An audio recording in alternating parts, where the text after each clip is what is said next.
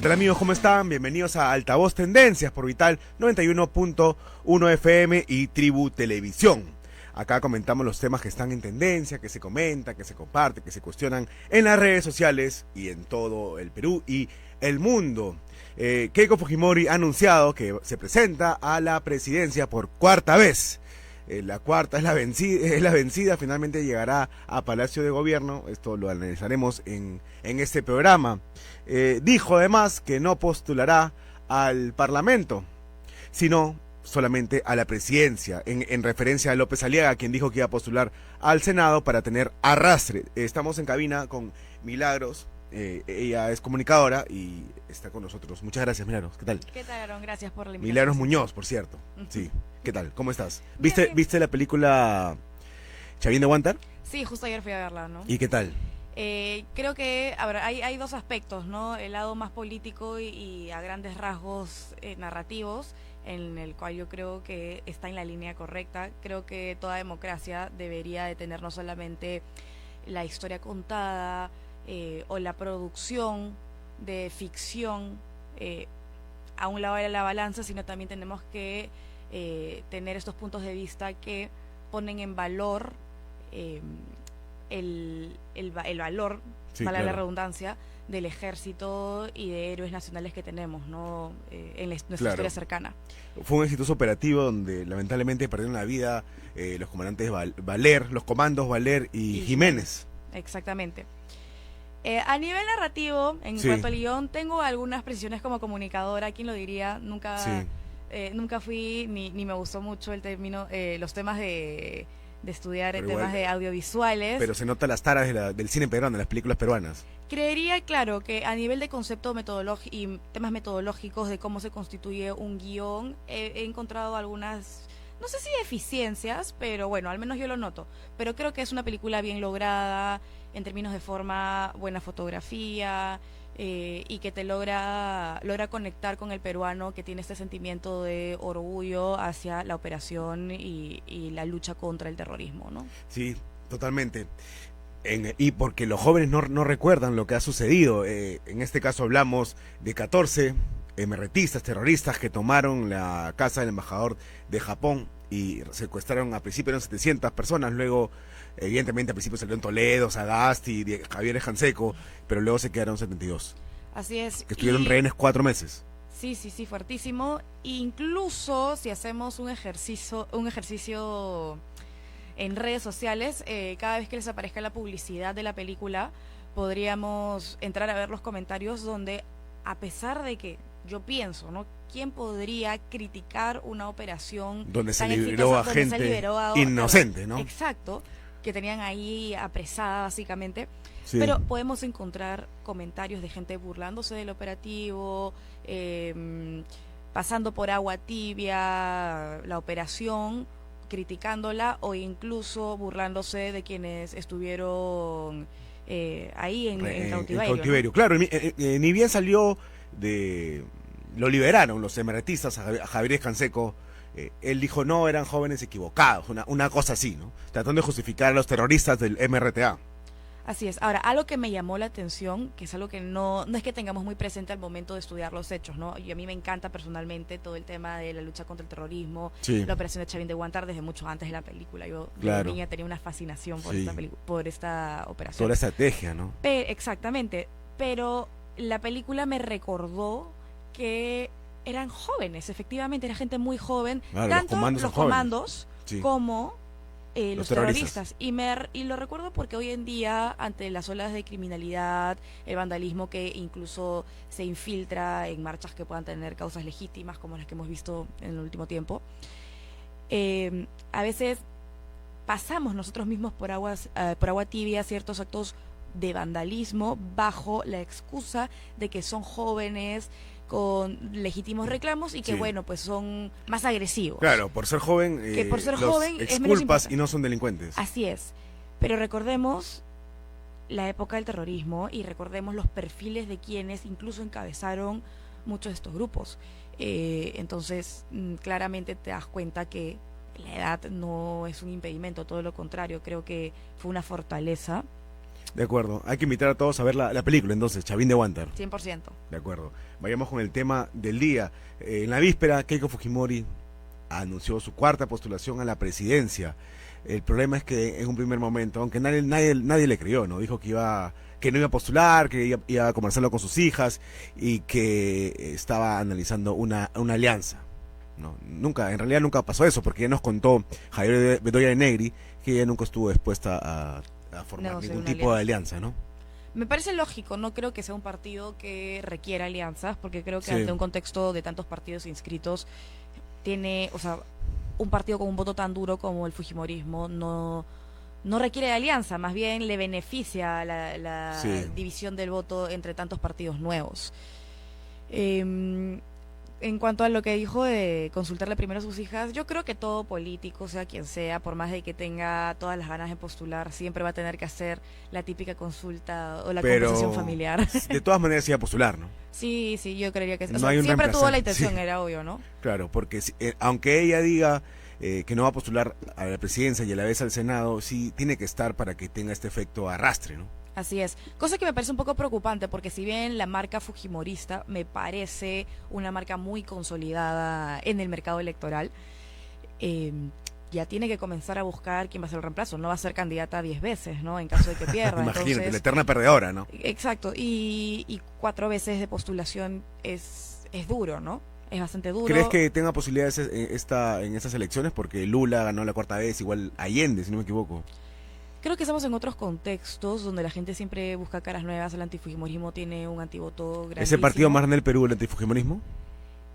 Creería que sí. Sí, ¿no? Sí, porque incluso es multipartidario. Entonces... Claro, la atacan desde derecha, desde la izquierda, desde arriba, abajo, ¿no? Exactamente. Ahora, su problema siempre ha sido la segunda vuelta, no la primera. Yo creo que por más de que muchos políticos u otros analistas con otras posiciones no lo quieran aceptar, el fujimorismo ha logrado tener 2 grandes fortalezas. Una que es una lideresa o un apellido en todo caso muy posicionado, y por otro lado ha logrado tener el apoyo y el desarrollo de una base operativa partidaria que le ayuda a poder consolidar ese nombre que tiene. Porque hay mucha gente, o sea, el típico outsider, puede haber mucha gente con un perfil muy interesante, pero la falta de operatividad de base y de un partido que pueda funcionar y trascender de cuadros, tiempo, ¿no? Exacto, y cuadros, la falta de esa estructura te hace caer, porque o no llegas al objetivo y si es que llegas, mantenerse va a ser muy difícil. O no llegas con una mayoría. Exactamente. Y ese es uno de los principales problemas, ¿no? Para gobernar necesitas una mayoría parlamentaria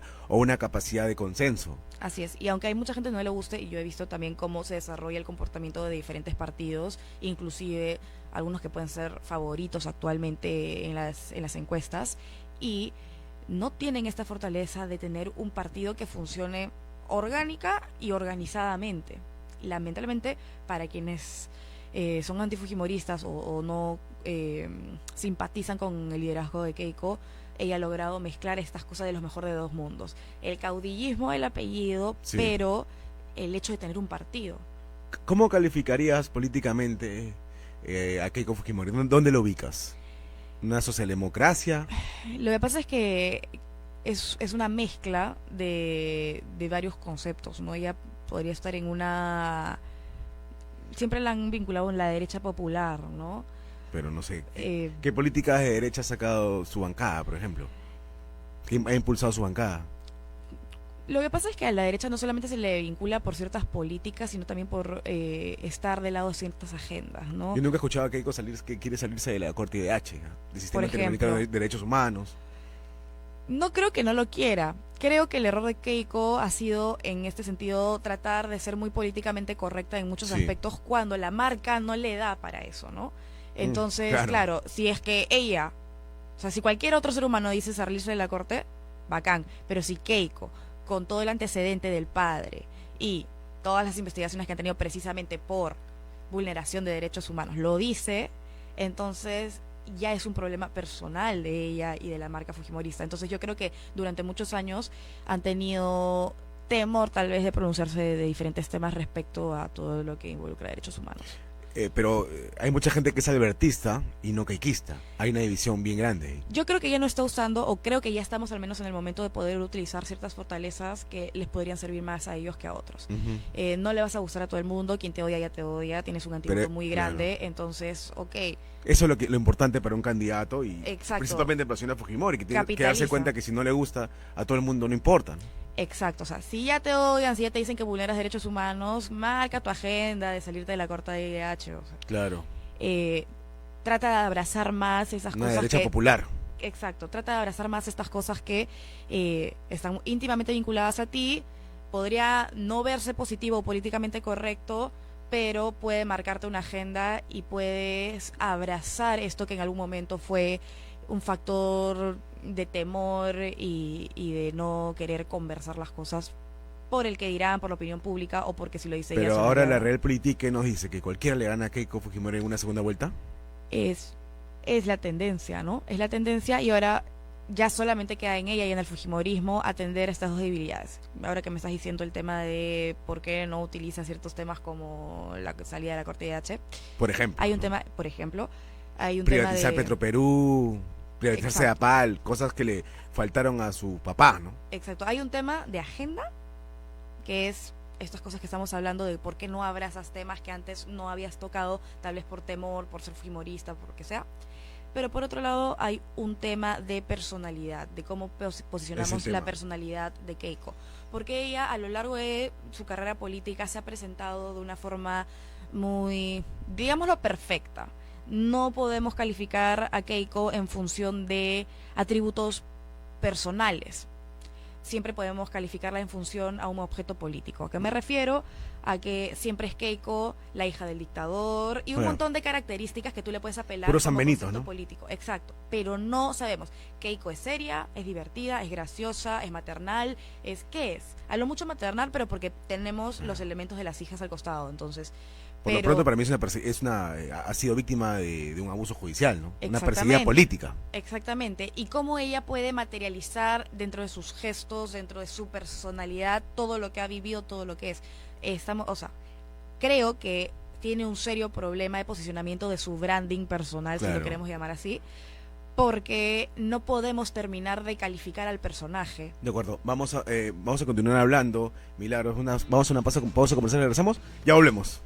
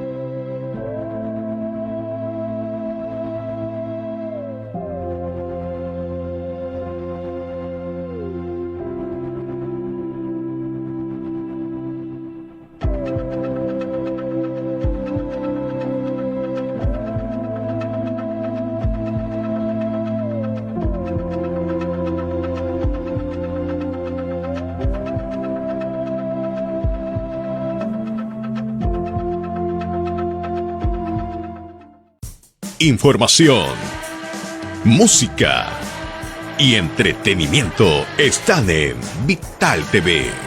Síguenos las 24 horas del día, cuando quieras y donde quieras, en vitalfm.pe.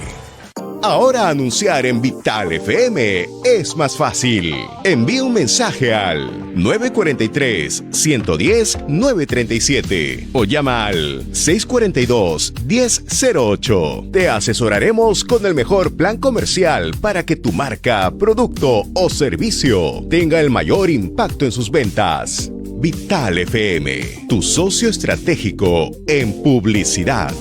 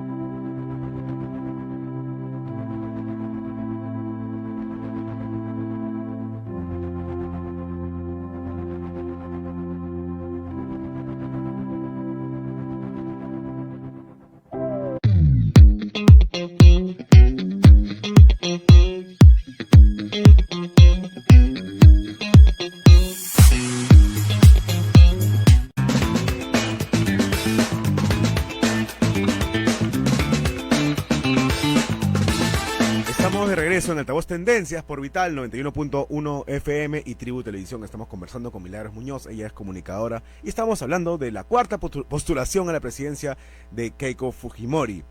¿Tú consideras, como yo creo, que Keiko Fujimori llega a la segunda vuelta gracias a Alberto Fujimori, pero la pierde por ser Keiko Fujimori? Creo que la marca del Fujimorismo ya trasciende a Alberto Fujimori. No podemos desmerecer, desacreditar que han llevado los últimos 20 años consolidando un partido político. Sí. Inclusive ya no Pero el voto duro es el albertista, ¿no? Albertista, pero también Keiko ha hecho un trabajo, de repente no es una figura, o como no ha tenido el cargo, no ha podido consolidar su imagen como una figura como sí lo fue Alberto Fujimori, y sobre todo en una etapa crítica del Perú, pero no es para menos el trabajo operativo de consolidación de un partido que ha hecho. Claro, sí. He visto el trabajo que ha hecho en bases, la escuelita naranja, ¿no? Sí. Es complicado. Hay méritos, ¿no? Es complicado y claro, y eso, y acá quiero hacer hincapié en la diferencia terminológica. Eso es lo que te diferencia el marketing político, que muchos pueden utilizar, y la comunicación política. El marketing emplea tácticas y elementos para generar un impacto que genere interés y que audiencias me prefieran. ¿El error de Keiko ha sido tratar de caerle bien a gente que siempre le va a odiar? Creería que hasta cierto punto lo necesitó, pero estamos creo que en un momento en el que puede darse el lujo de virar y ponerse un poco más drástica sin importar lo que digan, porque igual le van a odiar, ¿no? la van a odiar. El sector que la odia la va a seguir odiando. Pero en términos de comunicación y ya no de marketing, lo que creo que ha logrado el fujimorismo es generar una relación con sus votantes, con esa ciudadanía que sí valoró a Alberto Fujimori. Y ahí es donde se convierte de ser un buen producto marquetero el fujimorismo, en su primer momento encabezado obviamente por Alberto Fujimori, con pasar a tener una relación de confianza, y ahí es donde se constituye el voto duro. ¿Tú cómo calificas al gobierno de Alberto Fujimori? Creo que tuvo más aciertos que desaciertos. De acuerdo, sí, dejó un mejor país que el que recibió. Totalmente. Y fue dictador hasta la convocatoria del Congreso Constituyente. Exactamente, que fue el último tramo, ¿no? Entonces, sin desmerecer, por supuesto, los actos de corrupción, los ¿no? actos de corrupción. Pero bueno, ahora vemos presidentes presos por todos lados, ¿no? Claro, exacto. Lo peor, ahora tenemos presidente preso y que no entregó un mejor país del que recibió. Ese es el problema. ¿Y te parece correcta la postura de Keiko Fujimori de no postular al Senado a la vez de la presidencia? Lo digo porque es necesario, yo comparto esto con Jaime Daltaus, que los líderes políticos se encuentren en el Parlamento para que rindan cuentas ante la ciudadanía por lo que hace sus grupos parlamentarios. O sea, además, para poder, está mal vista esa palabra, pero negociar no es la palabra clara, creo, sino llegar a acuerdos mínimos. Exactamente. Creo que es una decisión personalísima.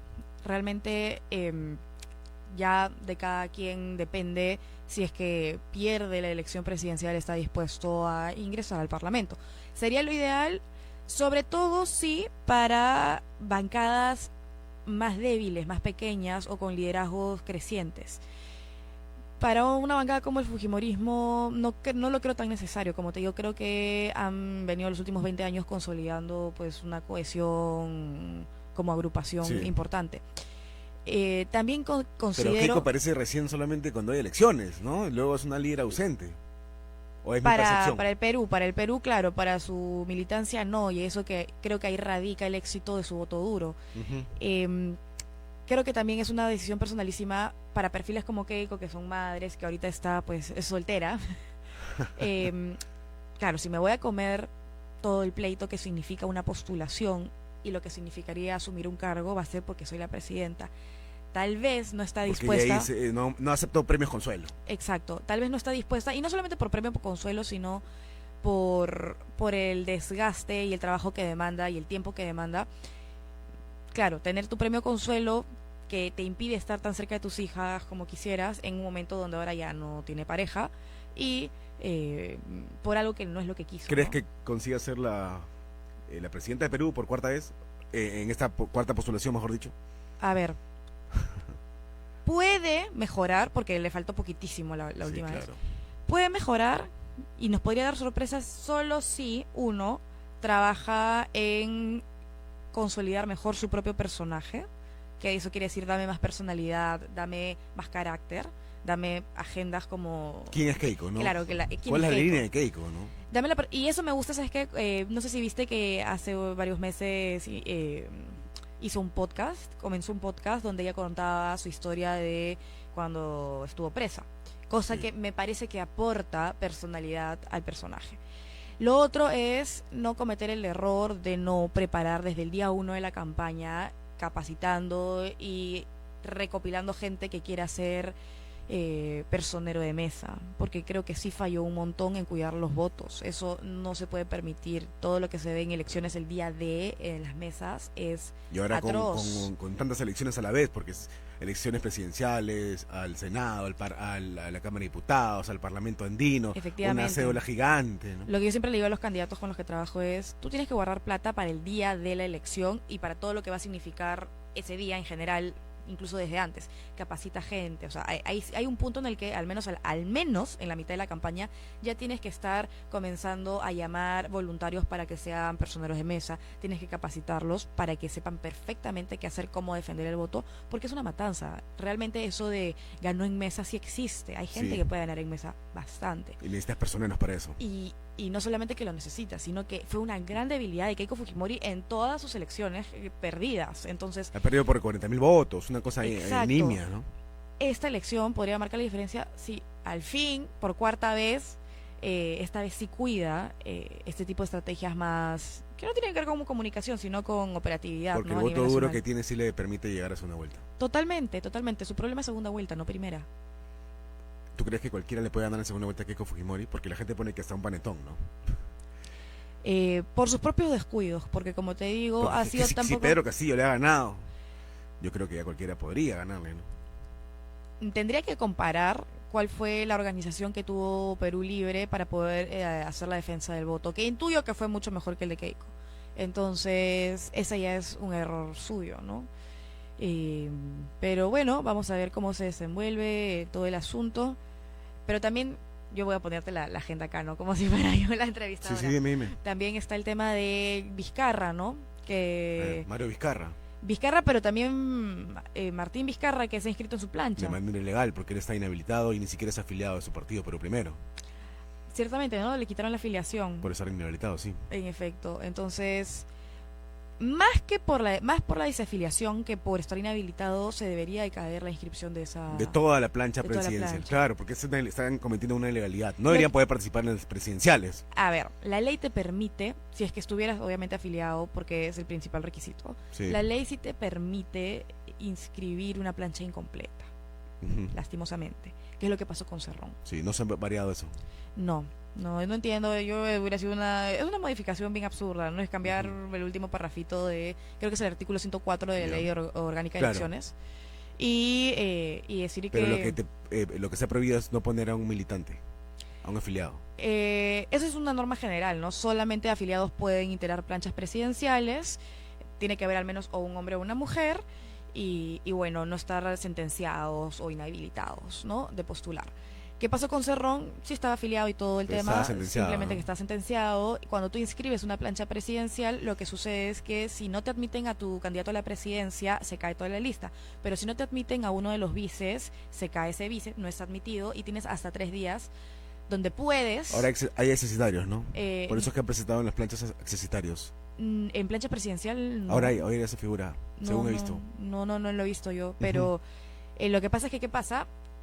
Que la ley te permite, este mismo artículo que te he mencionado, te permite que si se te cae un vice, que no Ajá. es admitido, más que se te cae, que no te admiten un vice, ¿no? Sí, Porque diferente figura es si estás ya inscrito y se murió uno de tus vices, no se cae la plancha tampoco, ¿no? Y no lo puedes reemplazar, pero si es que tú inscribes una lista y en la inscripción de la lista uno de tus candidatos de vice no ha sido admitido, puedes cambiarlo hasta 3 días después. no. Pero la ley dice que puedes, eso quiere decir que cuando puede que no. Entonces, en el caso de Perú Libre lo que hicieron fue no cambiaron a Cerrón por nadie, cosa que también me parece algo que está mal en la norma, porque ese cambio, en caso que decidieras hacer, no pasó por elecciones primarias. Entonces simplemente estás poniendo a alguien a dedo que no ha pasado por democracia interna. Claro, pero Mario Vizcarra tendrá posibilidades. Yo creo que no, yo creo que es un bluff. Y no creo que tenga tanta capacidad endoso Martín Vizcarra. nunca hay que subestimar el poder del posicionamiento de los logos y desde que hemos visto la campaña de Martín Vizcarra ha sido sí el logo del partido y también M. Vizcarra. No sé si lo dije en esto o en algún otro programa hace meses, cuando todavía no sabíamos que el hermano era el que iba a postular, pero ya se veía venir el asunto porque no es solamente Vizcarra, es M. Vizcarra, que son las mismas iniciales que el hermano. Entonces yo recuerdo ya haber mencionado que esa era una estrategia evidente para... Muchas gracias por la entrevista, Milagros. Hasta otra oportunidad. Gracias. Vamos a hacer un corto comercial y regresamos en Altavoz Tendencias. Ya volvemos.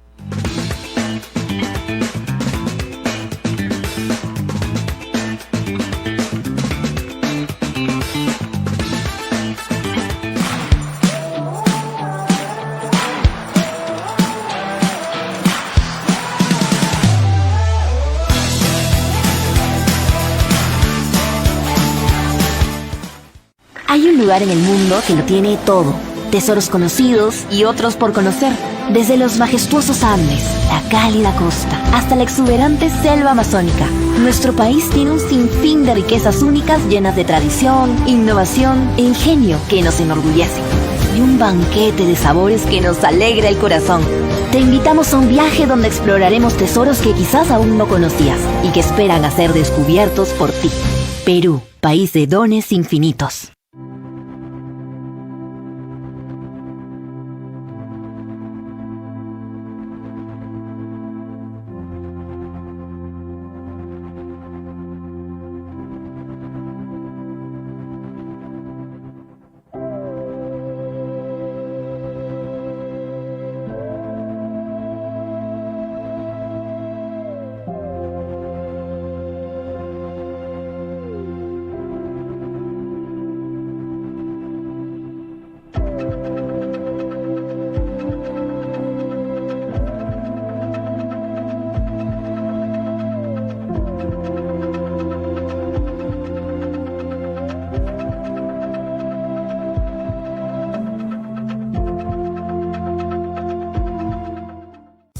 Información, música y entretenimiento están en Vital TV.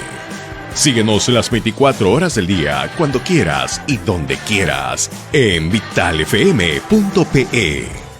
Ahora anunciar en Vital FM es más fácil. Envía un mensaje al 943-110-937 o llama al 642-1008. Te asesoraremos con el mejor plan comercial para que tu marca, producto o servicio tenga el mayor impacto en sus ventas. Vital FM, tu socio estratégico en publicidad.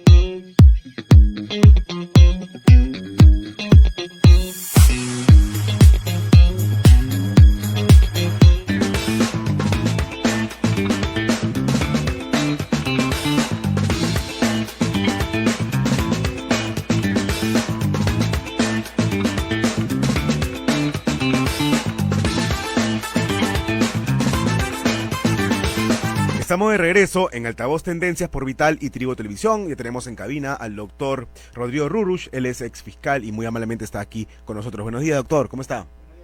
¿Qué tal? Doctor, Keiko Fujimori es el tema del día. Postula a la presidencia por cuarta vez. En lo concerniente, en lo relacionado a su ámbito legal, definitivamente estuvo investigada 10 años, 480 días presa. No es que ella mande en el país y que todo lo malo que ocurre es por responsabilidad de ella. Ya hemos visto que el TC determinó anular el caso Cocteles, que no tenía ni pies ni cabeza. Efectivamente, lo que se ha podido evidenciar pues de su proceso, y como lo ha advertido ya claramente el Tribunal Constitucional, es que se ha vulnerado derechos fundamentales. Sí. Hay un sector que viene señalando de que el Tribunal Constitucional no debe de opinar sobre la tipicidad del delito. Sin embargo, doctor, ya hay un antecedente. Claro, hay que preguntarle, porque lo que dice exactamente estos críticos es que el TC no debe pronunciarse sobre ámbitos judiciales. Lo que sucede es de que el ámbito de la tipicidad, según ha venido generando esta narrativa, es de que debe definirse en un proceso común, es decir, en los juzgados en los juzgados o en la corte ordinaria. ¿Y para qué existe el TC entonces? Ya, si violan tus derechos fundamentales. Ya, efectivamente, entonces tenemos que ir para ese lado, pero ya hay un antecedente, el año 2004, si mal no recuerdo, 2010, es que el Tribunal Constitucional, el 2002, es que el Tribunal Constitucional ya ha emitido un pronunciamiento también respecto a una tipicidad. Acá debemos vincular lo que este hecho y la tipicidad está regulado y está bajo el parámetro de la tutela jurisdiccional efectiva y del debido proceso. Sí. Y en ese entender, pues es lógico que el Tribunal Constitucional se pronuncie, pero acá también debemos advertir otro punto y que es bastante relevante. ¿Qué sucede?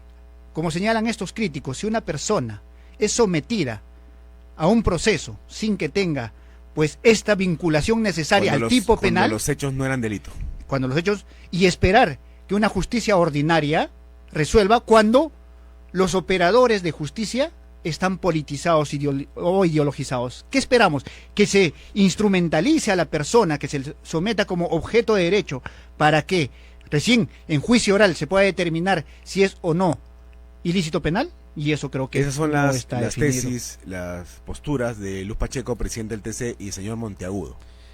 Discrepamos en ese punto con el mayor de los respetos. ¿Por qué? Porque una persona en un estado constitucional de derechos, como ellos mismos hacen referencia, no puede sometérsele y considerársele como un objeto de derecho, sino como un sujeto de derecho. Y esto vinculado inclusive a la Corte Interamericana de Derechos Humanos, quien ha establecido los derechos fundamentales, los derechos humanos de las personas. Y es así, pues, el artículo 139 de la Constitución Política, el inciso 3, dice textualmente, el debido proceso y la tutela jurisdiccional efectiva. El Tribunal Constitucional atribuyó al Ministerio Público, pero se refiere al equipo Lavajato, a José Domingo Pérez, una excesiva criminalización y que existía vulneración del plazo razonable en contra de Keiko Fujimori, quien estuvo 480 días privada de su libertad y que ya son más de 10 años de un proceso con innumerables subsanaciones a la acusación fiscal, porque hay que recordar que Domingo Pérez presentó hasta 19 veces la acusación porque se le devolvieron el mismo número de veces, ¿no?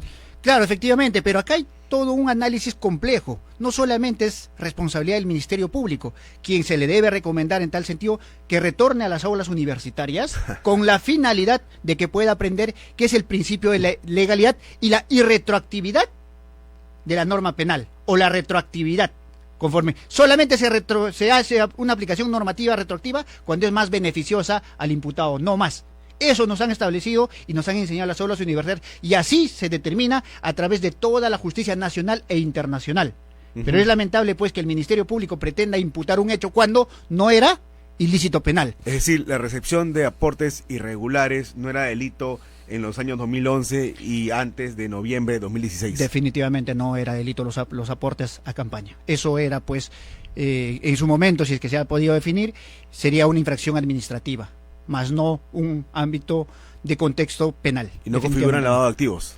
Ahora, en el delito de lavado de activos, el pequeño problema es el verbo rector que ha aplicado. Es receptación económica. Y receptación económica, si nos basamos al principio de legalidad, es que no está tipificado como ilícito penal en el ámbito de lavado de activos. Recién en 2016, ¿no? Efectivamente. Pero en noviembre. En noviembre del 2016. Es decir, cuando no estaba incorporado alguna fecha o algún hecho relacionado con posterioridad a esa fecha. Por eso es que no se puede El delito de lavado de aplicar. activos en la modalidad de receptación patrimonial. Efectivamente. A ver, claro, pero en este caso, doctor, si hablamos de lavado de activos, Barata ha tenido que admitir que este $1.000.000 que entregó Odebrecht venían de fuente ilícita, y además también los señores del Grupo Romero, también, pero ellos no están... el señor Dionisio Romero no está implicado en este caso, no se le imputa el delito de lavado de activos. Claro, conforme nosotros lo hemos venido señalando y hemos hecho un análisis profundo sobre este tema, independientemente que sea Keiko Fujimori o Claro, quien sea, sí. eso queremos aclarar. Lo que nosotros queremos sustentar es en base a la normativa y el respeto del debido proceso y los derechos fundamentales. ¿Y qué señala acá? Identifiquemos de que era obligación del Ministerio Público probar, era obligación del Ministerio Público tener elementos de convicción para llegar a juicio oral bajo esa tesis, de que por lo menos se haya identificado o se presuma de que la persona imputada sepa del dinero que era fuente ilícita. Y en este caso no hay. Para que haya lavado de activos, tiene que dar todo, toda la ruta tiene que volver a quien entrega el dinero y tiene que recibirlo lavado, limpio. Como antecedentes, es que tendríamos que ver la modalidad, pero como antecedente es necesario y es un prerequisito de que por lo menos se pueda determinar probatoriamente de que la persona a quien se le está imputando haya sabido de que esto proviene de fuente ilícita. Y en este caso no hay. Para comenzar. Y en este caso no hay. ¿Por qué? Porque ni Barata ni nadie vinculado a Odebrecht ha señalado, ni como colaborador eficaz, ni como testigo, de que el dinero aportado a Keiko Sofía Fujimori, o al partido de Keiko Sofía Fujimori, provenía de fuente ilícita. Entonces, Clarísimo. ¿cómo vas a probar? Claro. No hay ninguna forma de probar eso. Y tanto más que para el año 2016 ni siquiera se sabía todavía que Odebrecht estaba vinculado a hechos de corrupción. Sí, claro. Hasta era premiado por el judicial, ¿no? Una revista le daba plata a IPIS, que es este grupo conglomerado de periodistas, gremio periodístico. Por supuesto. Entonces, si es eso el supuesto también, a todos ellos tendría que implicárselos. A los medios que ha patrocinado con campañas, etcétera. Por supuesto. Y en este caso, pues José Domingo Pérez no ha dado el cumplimiento de la una investigación que debió haberse, tanto más que se trata de 10 años de investigación, debió haber hecho una mejor estrategia bajo el principio de persecutor del delito. A él le correspondía haber realizado la estrategia de investigación que permita corroborar su proposición fáctica. Pero acá hay un punto bastante claro, que al parecer José Domingo Pérez, en la desesperación de entrometerse en el ámbito político, presentó pues la acusación en plena campaña electoral, cuando tenía todavía un plazo. Para perjudicar a la señora Fujimori. Claro, porque tenía todavía un plazo correspondiente a efectos de que pueda hacer un mejor análisis. Sin embargo, pues esto ahora se trae. Claro, también el TC determinó, doctor, que no se ha probado que Fuerza Popular sea una organización criminal, es decir, que se haya creado con fines delictivos. Es que un partido no necesariamente, o no creo que se cree para delinquir, en este caso, por lo menos, ¿no? Que la finalidad propia en un Estado democrático es que todo partido político tiene una aspiración. ¿Cuál es? Llegar en este al poder, caso, llegar a la presidencia de la República, Congreso, o diversos cargos. Entonces, si eso es la tesis que viene utilizando el Ministerio Público, de que la finalidad del Partido de Fuerza Popular se creó para delinquir, pero para llegar al poder, entonces no habría de ninguna forma organización criminal. Lastimosamente, esta tendencia y mala información que viene dando cierto sector mediático e invita a juristas, a quienes pues abiertamente se les puede retar a efectos de que podamos hacer un debate y puedan explicar en qué medida sería organización criminal el hecho de que se cree un partido político y de que tenga la aspiración a ser presidente de la República o quien sea. Claro, porque en este caso, en el partido X, no necesariamente Fuerza Popular, si se ha creado presuntamente con fines de llegar al poder para delinquir, tendríamos que establecer todo un organigrama de organización criminal donde ni uno se salvaría. Una banda criminal que trata de llegar al poder para tomarlo y cometer actos de corrupción. Pero dentro de todo esto se tendría que saber cuáles son los hechos presuntamente delictivos que se le imputa. Y si no hay eso, pues no hay organización más criminal. Aún cuando nunca llegó a ser gobierno, a ser presidente a Keiko Fujimori, ¿no? Lógicamente. Entonces no necesariamente esperar que llegue a ser gobierno. Sí. Sin embargo, se tendría que identificar cuáles son esos supuestos hechos delictivos que se habría cometido con la finalidad de acuerdo. Y eso no se ha advertido. Vamos a hacer una pausa comercial y regresamos con cómo afecta o cómo quiere Domingo Pérez que afecte esta resolución del TC que anula el caso Cocteles al caso de Susana Villarán. Ya volvemos.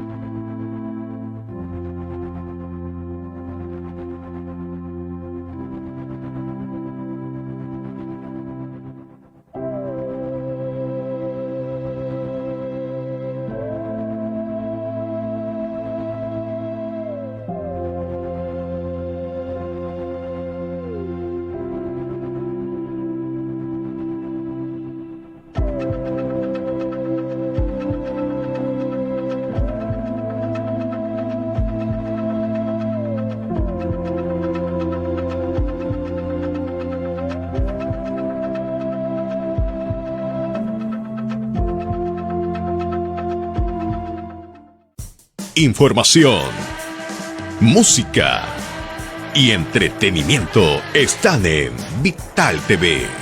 Síguenos las 24 horas del día, cuando quieras y donde quieras, en vitalfm.pe. Ahora anunciar en Vital FM es más fácil.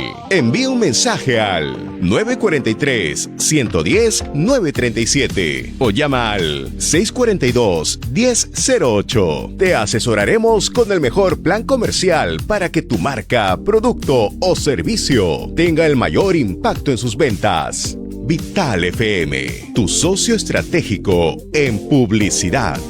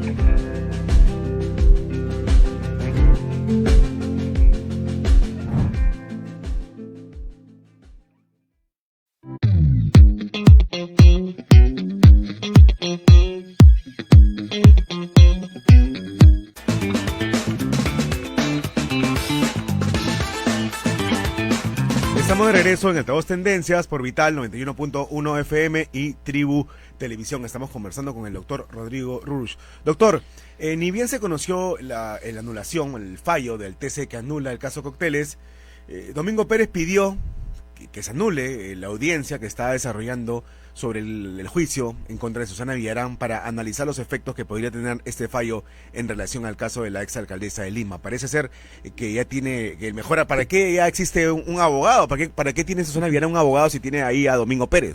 Sí, hay que aclarar, lo que solicitó Domingo Pérez fue la suspensión de la audiencia, según él, para poder analizar y si la sentencia del Tribunal Constitucional afectaba o no al proceso. ¿Y eso es normal Villarán. que ocurra?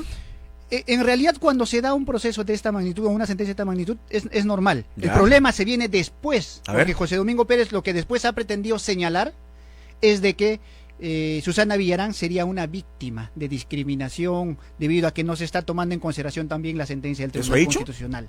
Ha dado esa connotación, pero acá hay un punto bastante claro, de que José Domingo Pérez está actuando como abogado defensor, estaría actuando como abogado defensor De Susana de Villarán. Susana Villarán. ¿Por qué? ¿Y con qué finalidad? Se tendría que la finalidad de José Domingo Pérez es salvaguardar, uno, los intereses de Odebrecht y dos, también librarlo a Susana Villarán. Eso sería los intereses que se tendría. ¿Y con qué, por qué decimos eso? Ujú. ¿Quién sería el más beneficiado cuando se declare o no se lleve el proceso de Susana Villarán? Rutas de Lima. Rutas de Lima vinculado a Odebrecht. ¿Por qué?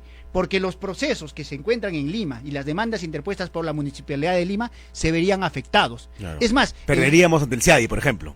no solamente eso, sino ante el Tribunal de Estados Unidos, en el que se está ventilando y están a la espera de la sentencia. Así es. Del- Y también Susana Villarán. en fuero interno, el TC, tanto el TC como el Poder Judicial dijo que se suspenda el cobro de los peajes de Rutas de Lima hasta que exista una sentencia también. Claro, y efectivamente, y ayer también lo ha señalado pues el abogado de la municipalidad, me parece que es, o el abogado del el doctor Medina, Sí. el doctor Medina lo ha señalado textualmente, que lo que se está esperando es la sentencia de el caso Susana Villarán. ¿Para qué? Para que se deje sin efecto todos estos contratos que se han celebrado Que han con Rutas nacido Lima. de la corrupción, Porque han nacido de la a corrupción. cambio de coimos, porque hay que recordar que el contrato de los peajes de Rutas de Lima, ganó Odebrecht ese contrato a cambio de $4 millones en coimas, en sobornos. Claro, por eso es que, y acá hay una tesis bastante cierta y quisiera que la sociedad pueda prestar atención. ¿Quién es la fundadora de IDL? Susana Villarán. Ujú. ¿Quién pertenece a IDL? Gustavo Gorriti. ¿Quién salía a defender a Odebrecht diciendo que era una Gorriti. empresa reformada? Gustavo Gorriti. Gorriti. ¿Quién le defendía a Gustavo Gorriti diciendo que era el mejor periodista? José Domingo Pérez. Y Gustavo Gorriti, en contraparte, también decía que José Domingo Pérez era el mejor fiscal. Ya tenemos nuestra Entonces, organización criminal. Ahí ¿no? se tiene toda la tesis en el que se pretende pues beneficiar tanto a Susana Villarán y a Odebrecht. Entonces, es necesario, y desde acá invoco al fiscal de la Nación para que tome la Tomás decisión Gálvez.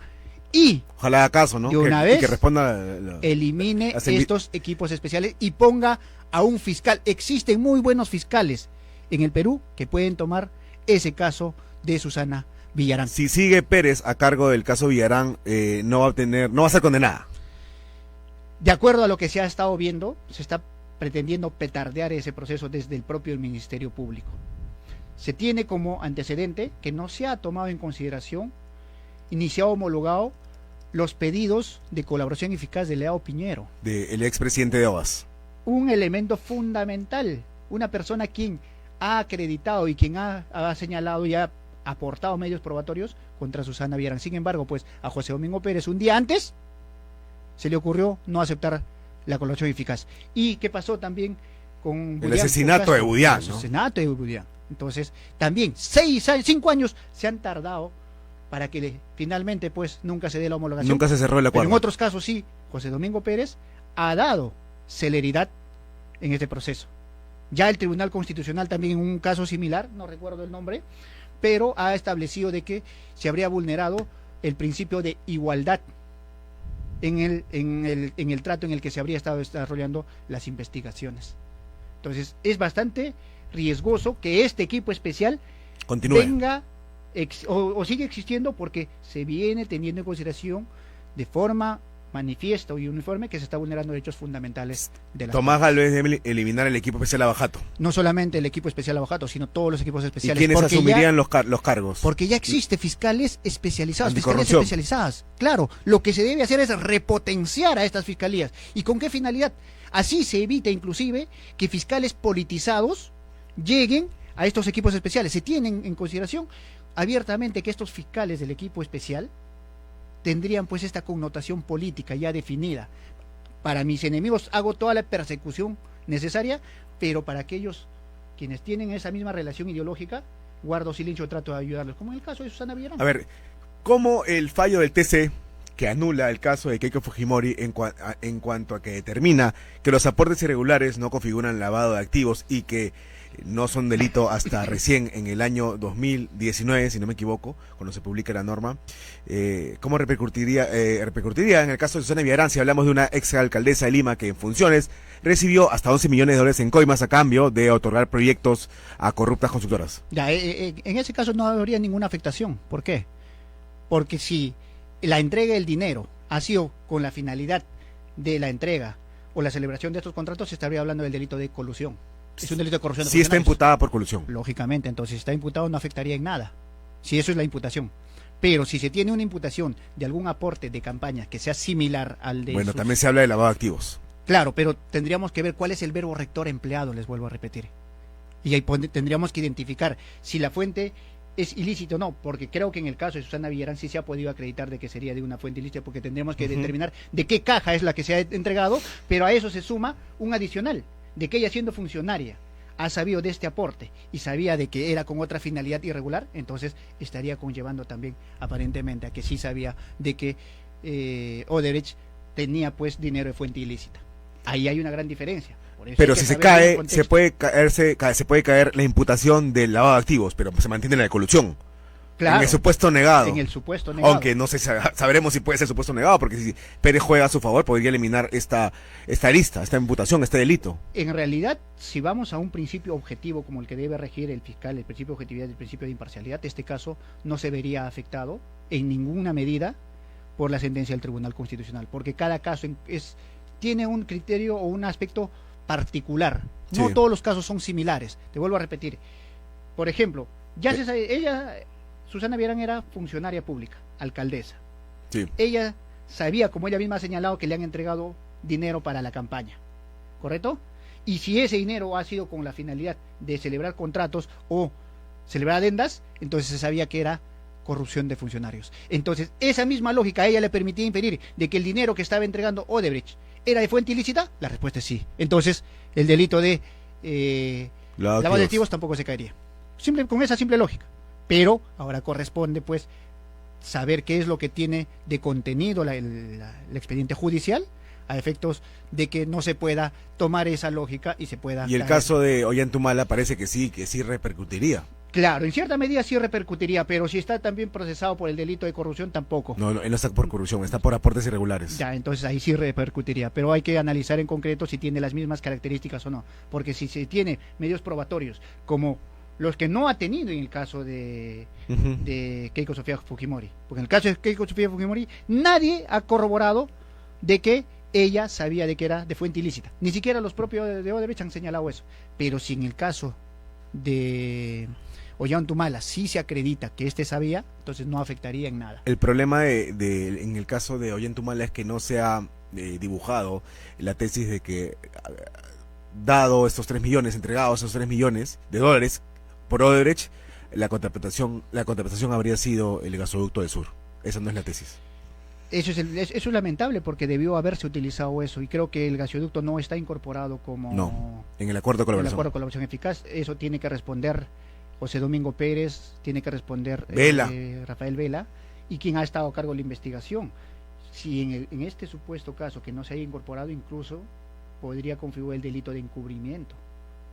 ¿Por qué no se ha incorporado estas investigaciones? Germán Juárez, es el fiscal a cargo de la investigación de Ollantumala. Ya, pues entonces tendría que explicar Juárez Atoche de por qué motivo no se ha incorporado a la colaboración eficaz, porque es fundamental y es uno de los casos más emblemáticos que debe haberse investigado a profundidad. Para ir culminando, doctor, recientemente ya lo hemos mencionado, pero de refilón, y ahora quería centrarme en el tema para culminar, la anulación del cobro de los peajes de Villa y de Puente Piedra y de Punta Negra, porque ya antes se han suspendido el cobro de Puente Piedra, de Conchán.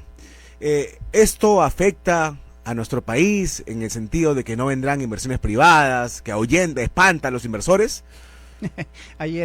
Justamente ayer he escuchado a algunos periodistas de esa tendencia ideológica vinculados pues justamente a estos medios que también están vinculados a caso Lavajato, a Odebrecht, quienes han salido con esta retórica que no es posible de que se elimine, se rompe la estabilidad jurídica. Eso es falso. ¿Y en qué medida?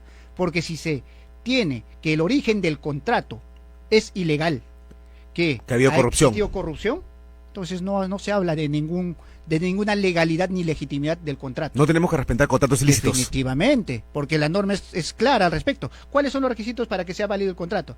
Que sea jurídicamente posible, que sea dentro del marco normativo. Y esto, pues, si es que ya ha provenido de actos de corrupción, definitivamente no habría por qué respetar ningún contrato. Al contrario, debería de pugnarse para que estos contratos sean anulados ya. De acuerdo. Muchas gracias por la entrevista, doctor. Le agradezco por todo. Muchas gracias. Ese fue el fin de Altavoz Tendencias. No se pierda, no se puede perder el libro de mi amigo Aldo Mariatti. No, tiene que comprarlo. Chau, chau.